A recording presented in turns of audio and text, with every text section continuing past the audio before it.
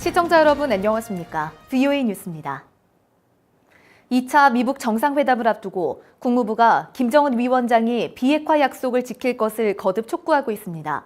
비핵화와 관계 정상화 동시 추진 방침과 함께 제재 해제는 비핵화를 이룬 다음에 한다는 분명한 입장도 밝혔습니다. 조은정 기자의 보도입니다. 정례 브리핑에 나선 로버트 팔라디노 국무부 부대변인은 2차 미북 정상회담에 대한 기대와 자신감을 밝혔습니다. 그러면서 2차 정상회담의 목표는 1차 싱가포르 정상회담에서 이룬 합의들을 더욱 진전시키는 것이라면서 김정은 위원장이 한 비핵화 약속을 다시 강조했습니다.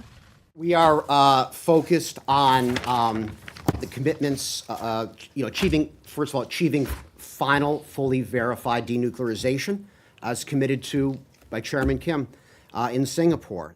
이어 미북 관계 변화와 한반도 평화 구축 등 싱가포르 합의의 모든 내용의 진전과 북한 주민들에게 밝은 미래를 제공하는 것도 목표라고 설명했습니다. 대북 제재 완화 요구에 대해서는 비핵화가 먼저라며 분명하게 선을 그었습니다. We've been very clear that sanctions relief will follow denuclearization. 스티븐 비건 대북정책 특별대표와 김혁철 전 대사관 실무 협상에 대해서는 발표할 구체적인 내용이 없다며 말을 아꼈습니다.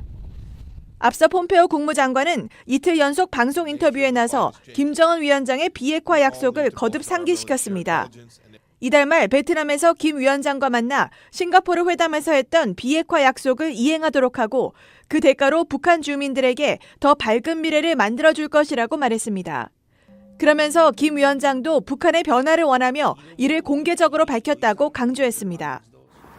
국무부는 정상회담 개최 도시가 결정되지 않았다면서도 개최국인 베트남이 미국과의 관계를 극적으로 개선한 사실을 강조했습니다. VOA 뉴스 조은정입니다. 미 국방부 고위 당국자가 대북 제재와 북한 비핵화에 아시아 동맹국들의 협조가 반드시 필요하다고 말했습니다. 또 미국과 동맹국들이 공조해 영내 중국의 패권을 견제해야 한다고 강조했습니다. 박승혁 기자입니다. 랜달 슈라이버 국방부 동아태 차관보가 조지 워싱턴대에서 중국의 확장 전략과 야심을 주제로 열린 토론회에 참석해 대북 제재에 대한 동맹국들의 역할을 강조했습니다.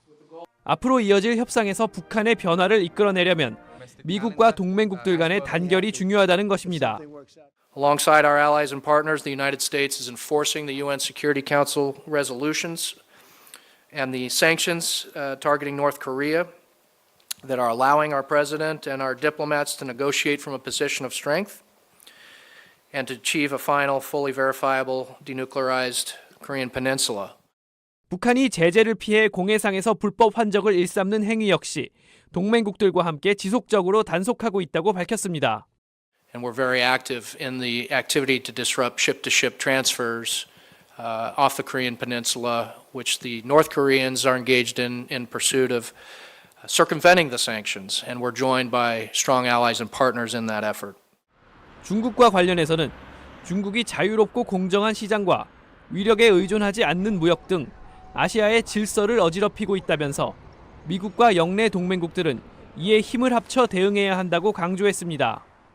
Alliances and partnerships are critical to a favorable regional balance for us, being a distant power, as was mentioned before, needing to project power and influence the environment across the Western Pacific. 슈라이버 차관보는 연설 내내 협력의 중요성을 강조하면서 일본, 싱가포르, 대만, 인도, 베트남 등을 좋은 사례로 거론했습니다.